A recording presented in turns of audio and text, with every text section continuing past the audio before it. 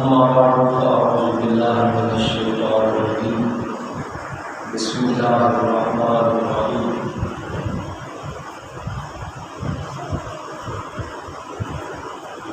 ولقد كرمنا بني آدم آمنت بالله صدق الله العظيم وصدق رسوله النبي الكريم الكريم إن الله وملائكته يصلون على النبي يا أيها الذين آمنوا صلوا عليه وسلموا تسليما اللهم صل على سيدنا ومولانا محمد وعلى آله وصحبه وسلم الصلاة والسلام عليك يا سيدي يا رسول الله الصلاة والسلام عليك يا سيدي يا حبيب الله الصلاة والسلام عليك يا سيدي يا نور الله وعلى آلك وأصحابك يا سيدي يا محمد رسول الله صلى الله عليه وآله وسلم بسم اللہ بسم اللہ کا یہ بھی کہنا تھا نام شفاعت سرور عالم چھوٹ سی عالم سارا خاتون کے حق روح پاک نبی کے جس دا علم بسارا میں قربان کی نام میرا حضرت پاک جن میرا نبی سنا قوت عشق سے ہر وقت کو بالا کر دے قوت عشق سے ہر وقت کو بالا کر دے دہر میں اسم محمد سے گزارا کر دے انتہائی واجب العزت واجب الاحترام معزز و مکرم محترم خطیب و امام جامع مسجد حاضر و دیگر سامعین حاضرین السلام علیکم ورحمۃ اللہ وبرکاتہ۔ معزز سامعین،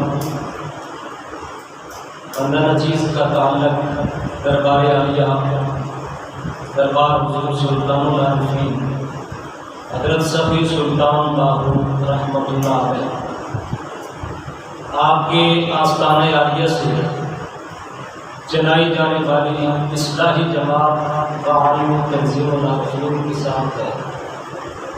اصلاحی جماعت کا مقصد اور مشن قرآن و سنت کی روشنی میں تمام صوفیاء کرام، بزرگان دین، اولیاء کاملین کی تعلیمات کو آپ احباب تک پہنچانا مقصود ہے۔ دعا ہے کہ اللہ تبارک و تعالیٰ ہم سب کو اپنے غنیوں کی محبت نصیب فرمائے، ان کا پاکیزہ مشن سن کر سمجھ کر اس پہ صحیح معنی میں عمل کی توفیق خاص نصیب فرمائے۔ میرے بھائیوں بزرگوں، اولیاء اللہ یہ اللہ کے دوست ہوتے ہیں۔ کس کے دوست ہوتے ہیں؟ اللہ کے بھی دوست ہوتے ہیں، اللہ کے محبوب کے بھی دوست ہوتے ہیں۔ مولانا روم رحمۃ اللہ علیہ فرماتے ہیں کہ یک زمانہ صحبت باہولیہ، اگر ایک گھڑی اللہ والوں کی صحبت میں بیٹھنا نصیب ہو جائے تو یہ اتنا بڑا عمل ہے، اتنا عظیم عمل ہے کہ 100 سال کی بے ریا عبادت سے افضل عمل ہے کہ ایک لمحہ مرشد کامل کی اللہ والے کی صحبت نصیب ہے۔ اس کی وجہ کیا ہے؟ اس کی وجہ میرے بھائیوں یہ ہے کہ ایک بندہ 100 سال عبادت کرتا ہے، عبادت ریاضت کر کے بھی جس مقام تک، جس منزل تک نہیں پہنچ پاتا، مرشد کامل کی ایک توجہ سے، ایک نظر سے وہ مقام نصیب ہے۔ اور مرشد کی نظر جس دل پہ پڑ جاتی ہے، کیونکہ مرشد کی نگاہ کے اندر یہ پاور ہوتی ہے، یہ تاثیر ہوتی ہے کہ جس دل پہ پڑ جائے، دل کی دنیا آباد ہو جاتی ہے۔ دل اگر مردہ ہو تو زندہ ہو جاتا ہے۔ دل کے اندر اگر ظلمت ہو تو اس میں نور آ جاتا ہے، روشنی آ جاتی ہے۔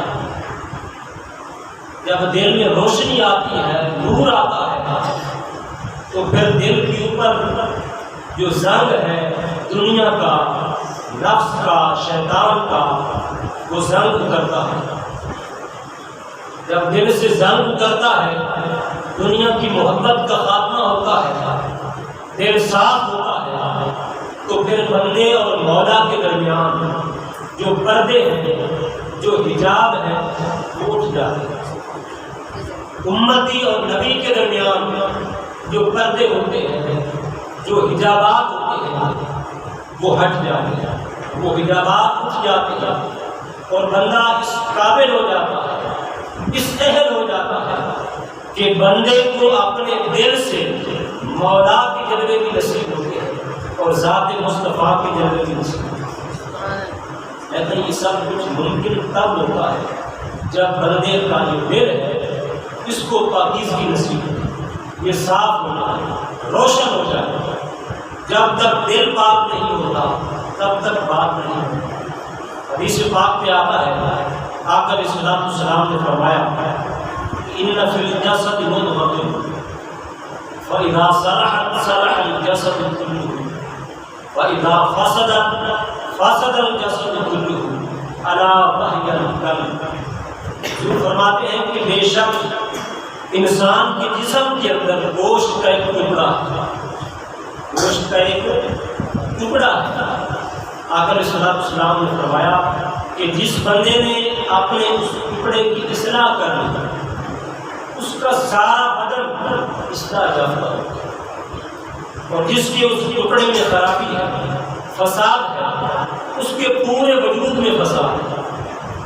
آقا علیہ السلام نے فرمایا کہ خبردار، وہ ٹکڑا دل ہے۔ وہ ٹکڑا کیا ہے؟ بندے کا دل ہے۔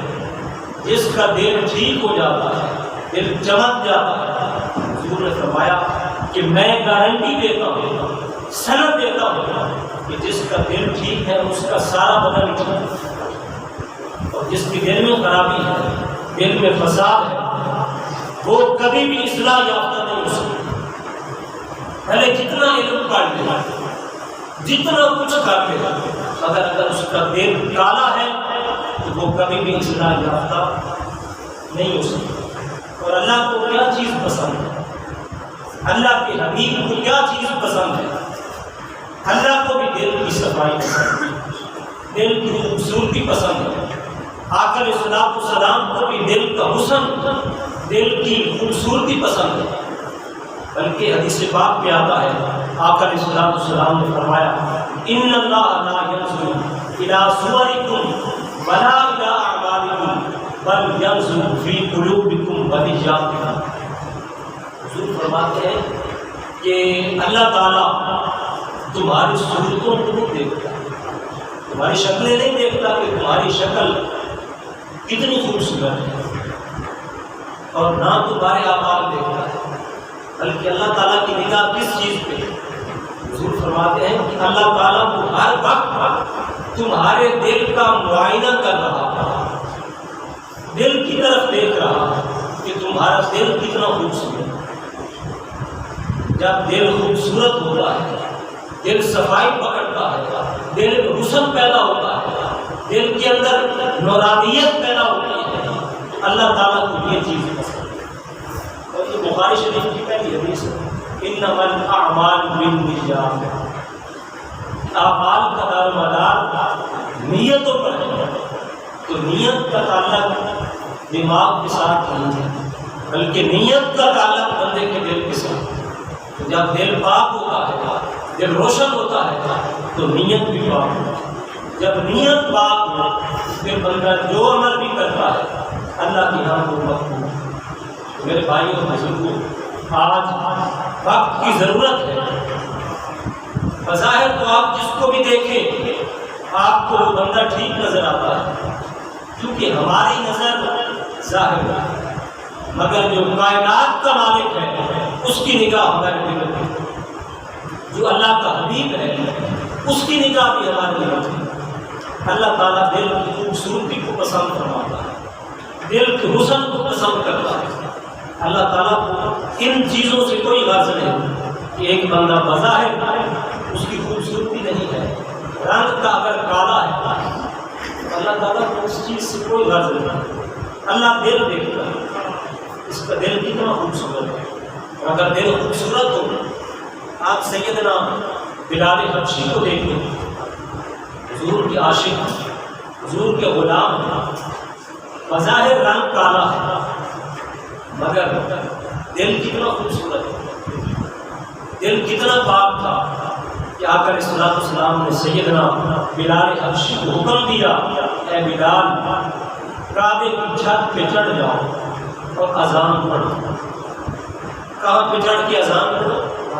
کعبے کی چھت پہ چڑھ کے اذان پڑھو۔ تو سیدنا بلال حبشی جب کعبے کی چھت پہ چڑھتے ہیں تو اذان نہیں پڑھتے، کھڑے ہیں، خاموش ہیں۔ آقا علیہ الصلوۃ والسلام فرماتے ہیں میرے غلام اذان کیوں نہیں پڑھتے، کیوں خاموش ہوتے؟ تو سیدنا بلال حبشی عرض کرتے ہیں یا رسول اللہ صلی اللہ علیہ وسلم، پہلے میں جب بھی آپ کے ساتھ ہوتا تھا، سفر کے اندر، جہاد کے اندر، جب بھی اذان پڑھتا تھا تو میرا جو رخ تھا وہ قبلہ کی طرف تھا۔ میرا رخ کس طرف ہوتا؟ قبلہ کی طرف۔ آج خاموش اس لیے کھڑا ہوں کہ جس قبلہ کی طرف، جس کعبہ کی طرف میں رخ کر کے اذان پڑھتا تھا، آج وہ کعبہ تو میرے قدموں میں۔ آج سوچ رہا ہوں کہ آج کس طرف منہ کر کے اذان پڑھوں۔ تو آقا علیہ الصلوۃ والسلام نے فرمایا اے میرے غلام، اے میرے صحابی، اے میرے عاشق، آج ایسے کر، اگر کعبہ تیرے قدموں میں ہے تو میری طرف منہ کر کے اذان پڑھ۔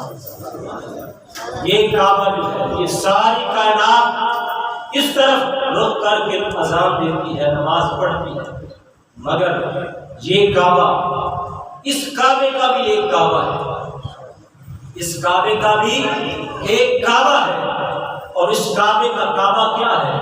وہ سورت مصطفیٰ۔ اس کعبے کا کعبہ کیا ہے؟ سورت مصطفیٰ ہے۔ حضور نے فرمایا بلال آج کعبے کی چھت پہ چڑھ کے سورت مصطفیٰ کو سامنے رکھ کے دیدار مصطفیٰ بھی کر اور حضور کی طرف رخ کر کے اذان پڑھ۔ میں دنیا والوں کو یہ بتانا چاہتا ہوں کہ جو ذات مصطفیٰ سے محبت کرتا ہے، جو حضور سے عشق کرتا ہے اور آقا علیہ الصلوۃ والسلام سے وفا کرتا ہے، کعبہ اس کے قدموں میں ہوتا ہے، کعبہ اس کے قدموں میں ہوتا ہے۔ آج میری طرف منہ کر کے اذان پڑھ۔ یہ مقام اللہ نے کیوں عطا فرمایا؟ کس وجہ سے یہ مقام ملا؟ کس وجہ سے یہ عزت ملی؟ کس وجہ سے یہ فضیلت ملی؟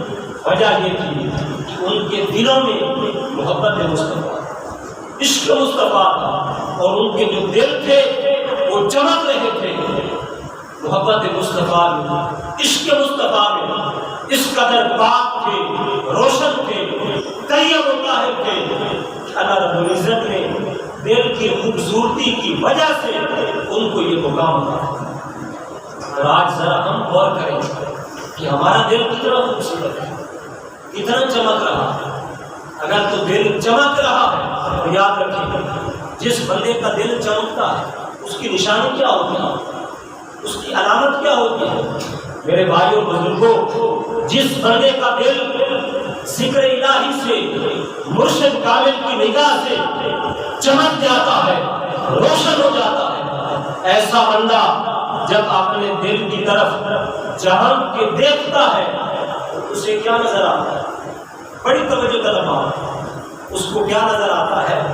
ایسا بندہ جس کا دل چمک جائے، جب وہ دل کی طرف نگاہ اٹھا کے دیکھتا ہے، دل کی جانب نظر جھکا کے دیکھتا ہے، تو اسے یا تو ذات مصطفیٰ نظر آتی ہے یا خدا نظر آتا ہے، بشرطے کہ دل روشن ہو۔ آج ذرا ہم غور کریں کیا ہمیں بھی یہ کیفیت نصیب ہے کہ ہم بھی اپنے دلوں سے وہ جلوے دیکھ رہے ہیں؟ کیا ان جلووں سے محروم ہیں؟ تو میرے بھائیوں، اگر ان جلووں کو دیکھنا چاہتے ہو تو پھر ہمیں کیا کرنا ہوگا؟ اپنے دل کو زندہ کرنا ہوگا، اپنے دل کو روشن کرنا ہوگا، کیونکہ جو دل ہے یہ بہت بڑی کائنات ہے، دل بہت بڑی کائنات ہے۔ جو کائنات کا مالک ہے، کائنات کا مالک جس نے بندے کو پیدا کیا، وہ فرماتا ہے اے بندے تو مجھے کہاں تلاش کرتا ہے؟ کبھی عرش پر، کبھی فرش پر، کہاں کہاں تو مجھے تلاش کرتا ہے؟ اللہ فرماتا ہے میں تو تیرے دل میں رہتا ہوں۔ اللہ کہاں پہ رہتا ہے؟ اللہ فرماتا ہے میں تو تیرے دل پہ ہوں، میں تو تیری اشارت سے بھی قریب ہوں۔ جتنے بھی اللہ کے ولی ہیں، تمام بزرگان دین کی آپ کتابیں پڑھ لیں، ان کی شاعری پڑھ لیں، تمام اللہ والے وہ فرماتے ہیں ہم نے اپنے خدا کو اور اللہ کے محبوب کو اپنے دل سے پایا۔ کہاں سے پایا؟ اپنے اندر سے، اپنے دل سے۔ حضرت سلطان باہو رحمۃ اللہ علیہ فرماتے ہیں الف ایک تن رب سچے دا میرا وچ با فقیرہ جاتی نہ کر ملت خواج فضل دی تیرے اندر آپ حجابی تے شوق کا ڈیلا بال ہنیرے متا نبی یار کھڑا دی جو مرد کی اگے مر گئے باپ انہا حق دی رمز پہنچاتی۔ آپ فرماتے ہیں اے بندے سر سے پاؤں تک تیرا جو وجود ہے یہ تن ہے، اس کے اندر من ہے۔ آپ فرماتے ہیں اس کے اندر دیکھ اس من کے اندر کون ہے؟ آپ فرماتے ہیں تیرے من کے اندر خدا بھی ہے، اس کا مصطفیٰ۔ جب تیرا دل چمکے گا، پھر جب دل کے اندر دیکھے گا تو تجھے پھر ادھر ادھر جانے کی ضرورت نہیں، تجھے سب کچھ اپنے اندر سے نصیب ہے، کیونکہ خدا خود یہ اعلان کرتا ہے حدیث قدسی کے اندر کہ لا یسعنی ارضی ولا سمائی ولا فی یسعنی قلب عبد المؤمن۔ اللہ فرماتا ہے کہ میری سمائی نہ زمینوں میں ہے نہ آسمانوں میں ہے، یا الہی تو کہاں سماتا ہے؟ فرمایا اگر مجھے تلاش کرنا چاہتے ہو تو میری سمائی بندہ مومن کے دل کے اندر۔ میری سمائی کہاں پہ ہے؟ بندہ مومن کے دل کے اندر میری سمائی۔ تو اپنے دل کو پاک کر لو، میں تجھے اپنے اندر سے ملوں۔ یا اللہ یہ بھی کرم فرما دے، مہربانی کر دے کہ تو ہمارے دل میں رہتا ہے، تو ہماری اشارت سے قریب ہے، تو ذرا یہ مہربانی بھی فرما دے کہ تیرا محبوب کہاں رہتا ہے، تیرا حبیب کہاں رہتا ہے؟ ہم تیرے حبیب سے ملنا چاہتے ہیں، ملاقات کے مشتاق ہیں، دیدار کے طالب ہیں، تو کرم فرما اپنے حبیب کا ایڈریس بھی بتا۔ تو سنیں اللہ نے کیا جواب دیا؟ اللہ نے فرمایا کہ جس طرح میں تمہارے دل میں ہوں، میں نے اپنے حبیب کو، اپنے محبوب کو اپنے سے کبھی جدا نہیں، میں بھی تمہارے اندر ہوں، میرا حبیب بھی تمہارے اندر۔ اور اس بات کا اعلان بھی اللہ نے قرآن میں کیا، آپ قرآن پڑھ کے دیکھیں۔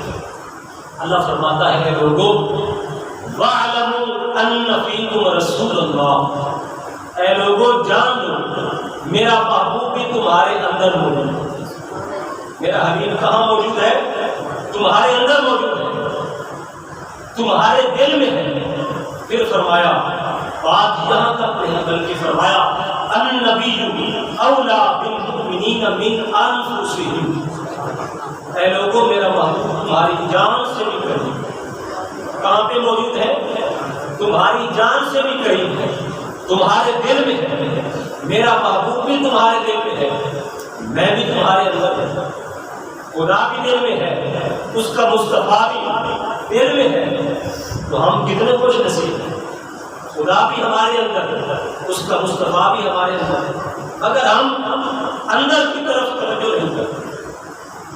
بابا بلے شاہ صاحب رحمۃ اللہ علیہ آپ کتنے بڑے درویش گزرے، عارف کامل ہیں، آپ نے کتنی بڑی بات فرمائی۔ آپ فرماتے ہیں اے بندے تو بہت کچھ پڑھتا ہے، نمازیں پڑھتا ہے، کتابیں پڑھتا ہے، قرآن پڑھتا ہے، بہت کچھ پڑھتا ہے، کبھی آپ نے آپ کو بھی پڑھا ہے؟ توجہ ہے؟ کبھی آپ نے آپ کو بھی پڑھا ہے؟ آپ فرماتے ہیں لاکھ ہزار کتاباں پڑھیاں، کبھی اپنے آپ کو پڑھے نہیں۔ ایویں جا جا پڑھنا ہے مندر مسیح کا، کبھی من اپنے وچ بڑے نہیں، ایویں روز شیطان کے نال کو لڑدا ہے، کبھی نفس اپنے نال لڑیا ہی نہیں۔ بلے شاہ آسمانی ودیع پھیلا ہے، جیڑا گھر بیٹھا ہے وہ کھڑے۔ آپ فرماتے ہیں جیڑا گھر بیٹھا ہے، اس گھر میں دیکھ، اس گھر میں کون ہے؟ ہم نے تو یہی سمجھا کہ اللہ عرشوں پہ ہے، آقا پاک مدینے ہے، کوئی شک نہیں، خدا عرش پہ بھی ہے، مگر فرش پہ کون؟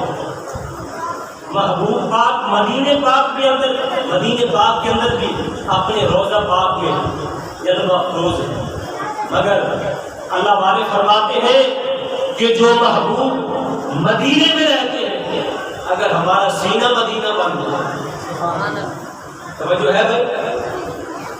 محبوب پاک مدینے پاک میں رہتے ہیں، اس میں کوئی شک نہیں، مگر اللہ والے فرماتے ہیں کہ اگر سینہ مدینہ بن جائے تو پھر مدینے والے کہاں پہ؟ پھر مدینے والے یہاں، کہاں پہ ہیں؟ یہاں ہے۔ اللہ والے فرماتے ہیں جس نے روضہ پاک دیکھنا یعنی گھر دیکھنا تو وہ کہاں جائے؟ مدینہ شریف۔ جس نے گھر دیکھنا ہو وہ جائے مدینہ شریف، مدینہ پاک جائے۔ تو جس نے گھر والا دیکھنا وہ کہاں پہ جائے؟ یہ گفتگو اللہ والوں کی، یہ مشن اللہ والوں کا ہے۔ اس مشن کے اندر ملنے ملانے کی بات ہے، دیدار کی بات ہے، ملاقات کی بات ہے۔ اللہ والے فرماتے ہیں اصل کام تو یہی ہے، ہم دنیا میں آئے بھی اسی لیے ہیں کہ ہم نے اپنے مالک کو ملنا ہے، اللہ کے محبوب سے مل کے پہچان کر کے جانا ہے۔ عبادت ہمارے ذمہ کام نہیں ہے، بلکہ عبادت ریاضت کر کے جس کے آگے ہم جھکتے ہیں، جس کی عبادت کرتے ہیں، اس کا درشن بھی کرنا ہے، اس کے حسن کے جلوے بھی دیکھنے ہیں۔ جس محبوب پہ ہم درود و سلام پڑھتے ہیں، جس محبوب سے ہم محبت کرتے ہیں، عشق کرتے ہیں، تو یہ کیسے ہو سکتا ہے کہ بندہ عشق کرے محبوب پاک سے اور دیدار نہ ہو، ملاقات نہ ہو؟ یہ کیسے ہو سکتا ہے؟ بلکہ جو عاشق ہوتا ہے، عاشق کی جو خوراک ہے وہ دیدار مصطفیٰ ہے۔ عاشق رہ سکتا ہے بغیر دیدار؟ کبھی نہیں رہ سکتا۔ عاشق کی جو خوراک ہے وہ دیدار مصطفیٰ ہے۔ ایک پل کے لیے بھی صورت مصطفیٰ سے جدا نہیں۔ عاشق کی جو خوراک ہے، تو میرے بھائیوں اللہ والے فرماتے ہیں اگر گھر دیکھنا ہے تو مدینے جاؤ، گھر والا دیکھنا ہے تو پھر اپنے سینے میں۔ کہاں جاؤ؟ اپنے سینے میں، سینے کو مدینہ بنا لو۔ جس بندے کا سینہ مدینہ بن جاتا ہے تو پھر مدینے والے کہاں سے نظر آتے ہیں؟ پھر کسی عاشق نے بڑی خوبصورت عکاسی کی، بڑا خوبصورت شعر لکھا، بڑا خوبصورت کمال کا پیغام دیا۔ وہ فرماتے ہیں اے جنت تجھ میں حور و قصور رہتے ہیں، اے جنت تجھ میں حور و قصور رہتے ہیں، میں نے مانا کہ ضرور رہتے ہیں، مگر اے جنت آ طواف کر میرے دل کا کہ میرے دل میں حضور رہتے ہیں،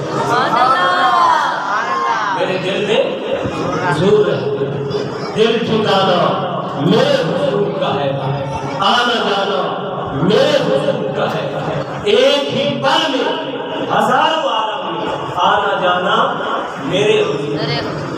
دل کس کا گھر ہے؟ دل بھی حضور کا گھر ہے۔ یہ نہیں ہے کہ استغفر اللہ معاذ اللہ محبوب پاک۔ کچھ لوگوں کا نظریہ نا حضور کو مار کے مٹی میں چلے گئے۔ حضرت سلطان باہو فرماتے ہیں جس بندے کا یہ عقیدہ ہے کہ حضور استغفر اللہ مار کے مٹی میں چلے گئے، حضرت سلطان باہو فرماتے ہیں جس بندے کا یہ عقیدہ ہے بندے کو بندہ کہتے ہیں وہ کتنا بد نصیب ہے کہ جو حضور کو مردہ سمجھتا ہے. آپ فرماتے ہیں کہ حضور کو مردہ سمجھے اس کا ایمان سر ہو جاتا ہے, وہ ایمان سے محروم ہو جاتا ہے.